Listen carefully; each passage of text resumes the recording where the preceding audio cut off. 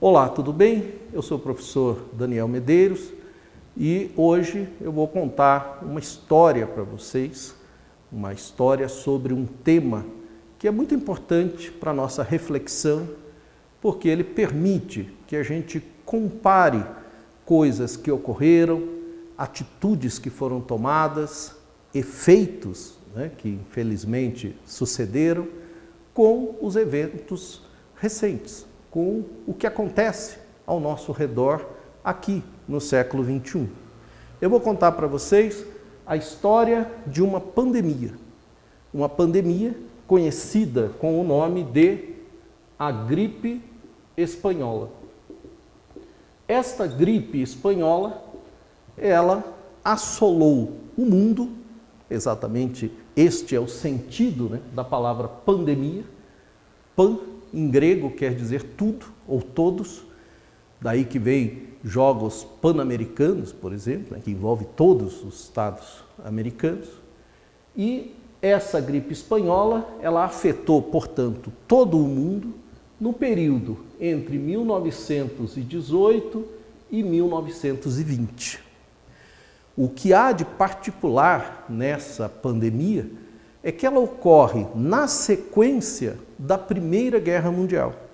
Uma guerra que, por si só, já tinha deixado milhões de mortos.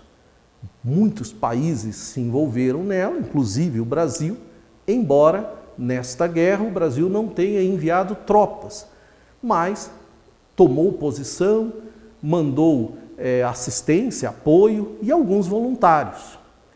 A gripe espanhola, porém, chegou até aqui e atingiu dezenas de milhares de brasileiros. Por que ela chama de gripe espanhola? Há várias teorias, mas uma delas, já para descartar, não é que ela tenha surgido na Espanha, é que a Espanha foi a primeira a divulgar esses eventos. Há uma teoria mais popular e provavelmente menos realista, que essa doença, ela afetava de maneira tão feroz o corpo humano, as pessoas eram tomadas por febres altíssimas e batiam os dentes, como se fossem castanholas daquela dança espanhola.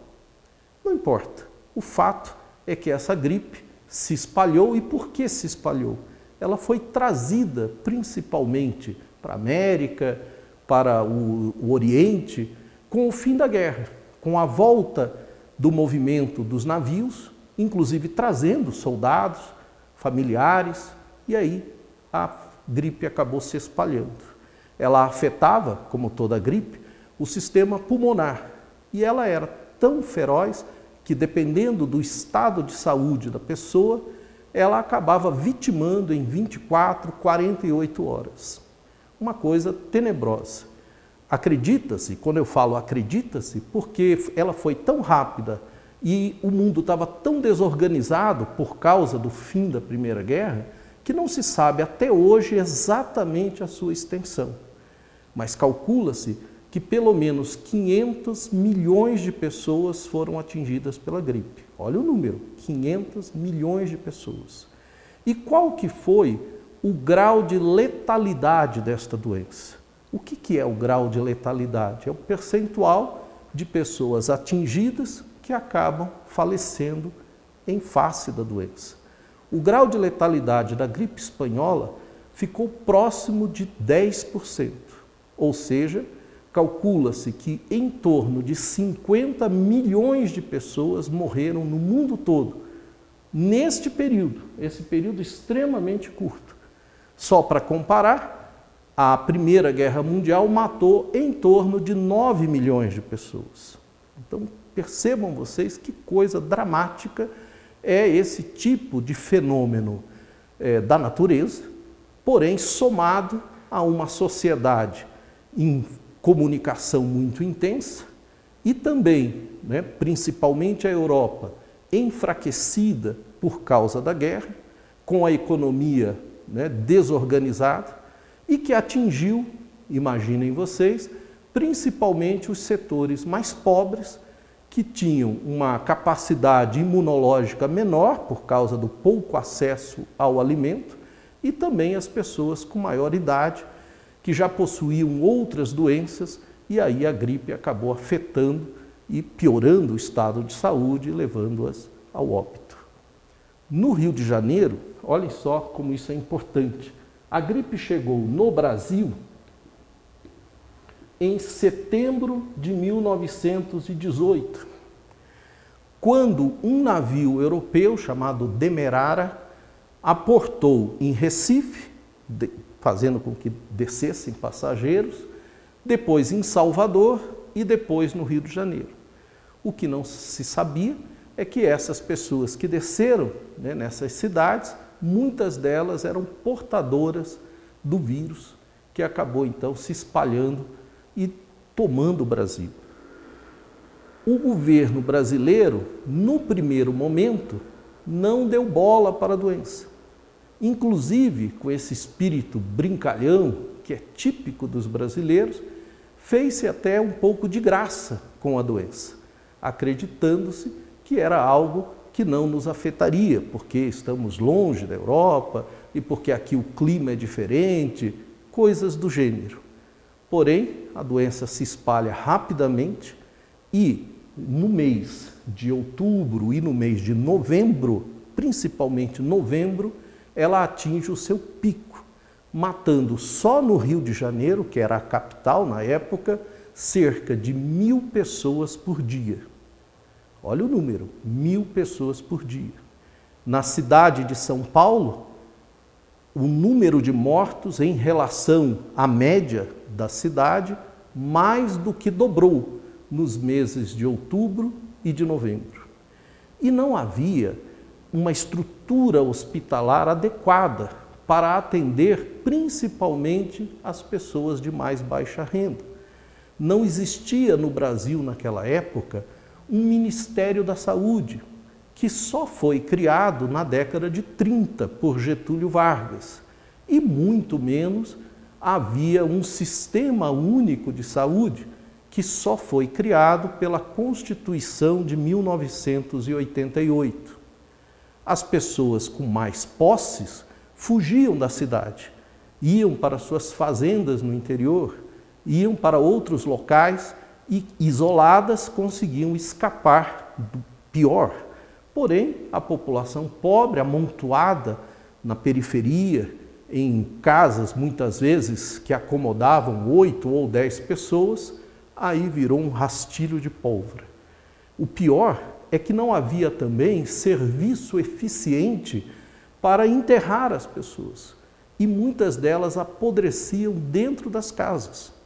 E as pessoas apavoradas, porque além da situação em si, que é absurda, ainda temiam que os cadáveres passassem a doença. Os próprios coveiros adoeceram e era comum a segurança pública sair às ruas pegando à força pessoas mais robustas para que elas cavassem valas comuns e jogassem os corpos que se amontoavam pelas ruas. Era um quadro tenebroso. Muito bem, nesse momento, todo mundo levou a sério, mas não havia estrutura, não havia um consenso em torno de como enfrentar a doença, e aí a calamidade foi muito grande. Um dado curioso para se somar a todo esse cenário. A gripe espanhola acabou atingindo o presidente eleito. Neste ano, 1918, teve eleição e o presidente eleito, Rodrigues Alves, deveria tomar posse exatamente no mês de novembro. Nesta época, isso não tem importância, mas só para você saber, as eleições ocorriam em março e a posse ocorria em novembro. Então, Rodrigues Alves tinha sido eleito, aliás, ele foi o primeiro brasileiro a ser eleito 2 vezes para presidente. Ele já havia sido presidente entre 1902 e 1906. E agora, mais uma vez, ganhava a eleição, mas não tomou posse, porque no dia da posse ele também estava de cama, porque havia contraído a doença. E vejam como esse tipo de pandemia, embora atinja quase sempre as pessoas mais necessitadas, porque são aquelas com padrão alimentar mais baixo, mais aglomeradas e com menor apoio do sistema de saúde, no caso, na época. Apesar disso, essas doenças não escolhem nem idade nem classe social, acabam afetando todo mundo, não na mesma proporção, mas quase ninguém escapa. Foi o caso de Rodrigues Alves, que era um fazendeiro, um político experiente, um homem conhecido nacionalmente, acabou sendo acometido da doença e morreu em janeiro de 1919. Então nós tivemos na nossa história um presidente eleito que morreu em face de uma gripe, em face de uma pandemia. Assumiu o vice, que se chamava Delfim Moreira, e foram marcadas novas eleições, porque nesta época a Constituição determinava que se um presidente falecesse antes de 2 anos de mandato, haveria então uma nova eleição para escolher um sucessor. Diferente de hoje. Hoje, a Constituição brasileira em vigor, que é a Constituição de 1988, ela determina que em qualquer circunstância, se um presidente falecer ou renunciar ou for impedido, assume o vice. É para isso que servem os vices, só para vocês saberem. Muito bem, curiosamente, embora hoje a gente saiba a razão, mas na época foi assim uma coisa que muitos atribuíram a um milagre, por volta do mês de dezembro de 1918, o vírus perdeu a força, provavelmente sofreu uma mutação e evidentemente tornou-se menos agressivo, menos letal. E no começo de 1919, ainda se contavam os mortos, mas o número baixava drasticamente. E em fevereiro, no Carnaval de 1919, várias marchinhas foram compostas para que finalmente as pessoas aliviadas, as que sobreviveram, pudessem enxugar as lágrimas e rissem um pouco, festando pelas ruas do Rio de Janeiro. A gripe espanhola, ele é o exemplo de como uma pandemia, somada à incapacidade de gerenciamento do Estado, à falta de investimentos na saúde pública, à falta de seriedade no trato, principalmente com eventos dessa natureza, pode ser desastroso. O Brasil pagou esse preço, o mundo pagou esse preço entre 1918 e 1920. Repito, mais de 50 milhões de mortos. Agora, no século XXI, vivemos um outro episódio que você evidentemente conhece. Até quando iremos enfrentar os problemas da saúde pública sem recursos, sem profissionalismo e sem seriedade? Esta é a questão que fica para mostrar que estudar história é evidentemente pensar sobre o presente, não é sobre o passado. O passado vem em auxílio, nos mostrando coisas boas e coisas ruins, coisas que precisam ser resgatadas, coisas que devem ser mantidas e coisas que fundamentalmente precisam ser de uma vez por todas consertadas. Por hoje é só, agradeço a sua atenção e até o próximo encontro.